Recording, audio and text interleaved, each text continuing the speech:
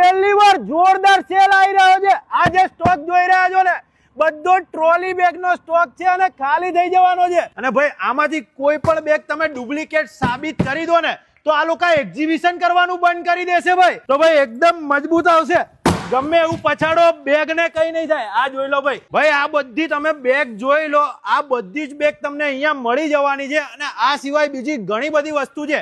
બ્રાન્ડની વાત કરીએ તો સફારી, અમેરિકન ટુરિસ્ટર, ટાસ્ક ફોર્સ જે અમદાવાદમાં જ લોન્ચ થઈ છે એ પણ ફર્સ્ટ ટાઈમ 5 વર્ષની ગેરંટી સાથે।